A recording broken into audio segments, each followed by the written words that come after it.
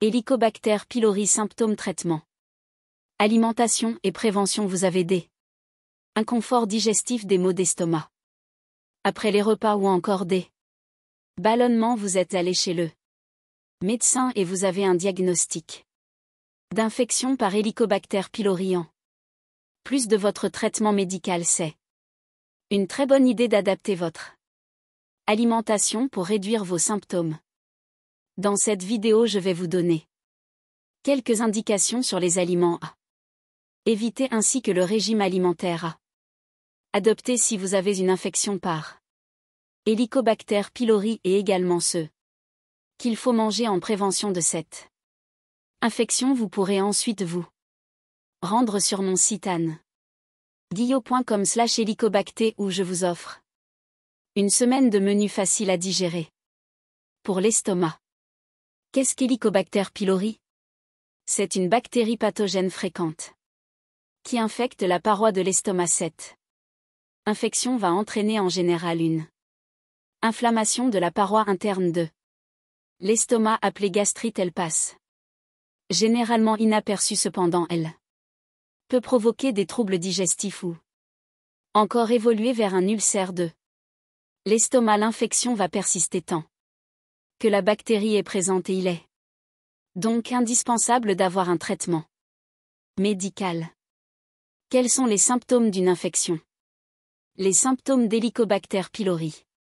Par Helicobacter pylori, alors, l'infection peut être asymptomatique. C'est-à-dire que vous n'aurez pas de symptômes ou bien elle peut se manifester par une dyspepsie. Alors la dyspepsie va se manifester par une impression de mal digérer, par des inconforts et également par des douleurs du creux de l'estomac. La gêne peut être décrite comme une indigestion, un ballonnement, une satiété précoce, un tiraillement ou encore une brûlure. Le traitement pour Helicobacter pylori est le traitement pour Helicobacter pylori. Lisons ensemble ce que nous dit la Haute Autorité de Santé. Le traitement repose sur la prise de plusieurs antibiotiques et d'un médicament qui réduit l'acidité de l'estomac appelé inhibiteur de la pompe à protons ou IPP. Il dure 10 jours ou 14 jours selon les protocoles et il permet d'éliminer l'infection dans 80 à 90% des cas. Dans 10 à 20% des cas, le traitement peut échouer, soit parce que la bactérie résiste aux antibiotiques utilisés, soit en raison des difficultés rencontrées à suivre le traitement. Donc à cause de ce risque d'échec du traitement, il est indispensable de contrôler si l'infection a bien été éliminée. Certaines souches de probiotiques peuvent également être utiles quand on a une infection par Helicobacter pylori. Une étude a notamment montré que l'ajout au traitement médical du probiotique Saccharomyces boulardii, c'est-à-dire de l'ultralevure, était associé à une augmentation du taux d'éradication de la bactérie et à une diminution des effets secondaires gastro-intestinaux. Je vous recommande donc de bien prendre de l'ultralevure en complément de votre traitement antibiotique Helicobacter. Helicobacter pylori, les aliments à éviter. Pylori, quels sont les aliments à éviter en complément de votre traitement médical? Vous devrez éviter les mêmes aliments que ceux que l'on doit éviter quand on a une gastrite chronique. Que manger avec Helicobacter pylori?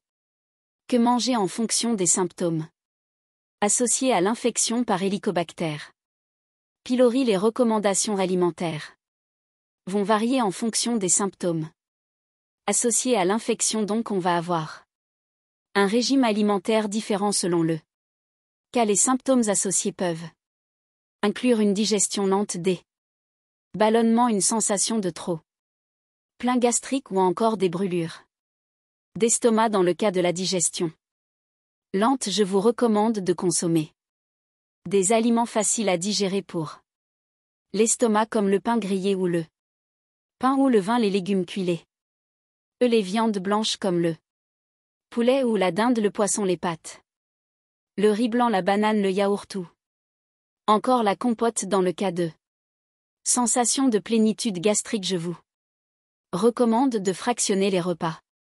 C'est-à-dire de faire plusieurs petits repas au cours de la journée au lieu de gros repas principaux. Nous allons également consommer des repas principaux légers, soit un plat unique, soit un plat sujet et un dessert léger et facile à digérer, c'est-à-dire pauvre en graisse et en sucre. Nous aurons également une ou deux collations entre les repas. Dans le cas des sensations de brûlure d'estomac, je vous recommande d'adopter une alimentation légère similaire à celle du cas de la digestion lente. Alors que manger pour prévenir l'infection?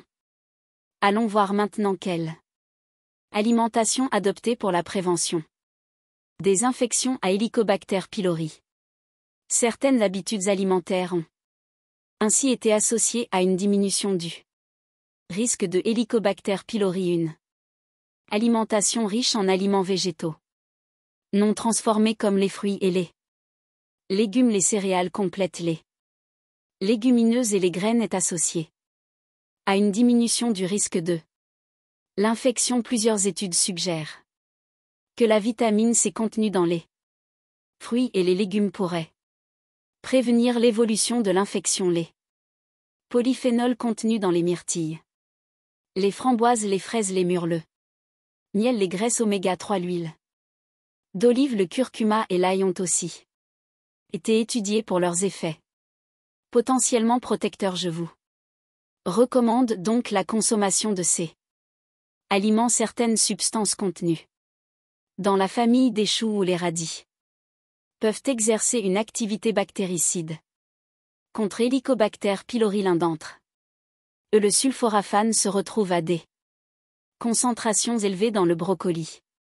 En conclusion, une alimentation saine et équilibrée incluant beaucoup de végétaux et limitant les aliments transformés est indiquée pour prévenir l'infection par Helicobacter pylori. Je vous propose maintenant de vous rendre sur mon site anneguillot.com/helicobacter où je vous offre une semaine de menus faciles à digérer. Pour l'estomac, vous pourrez ainsi vous abonner à mon infolettre et recevoir par email des conseils de nutrition santé que je ne partage pas sur mon site. Je vous invite également à vous abonner à ma chaîne YouTube en cliquant sur s'abonner et en activant la petite cloche pour être sûr de recevoir une notification à chaque fois que je publie une nouvelle vidéo. Je vous remercie et je vous dis à bientôt.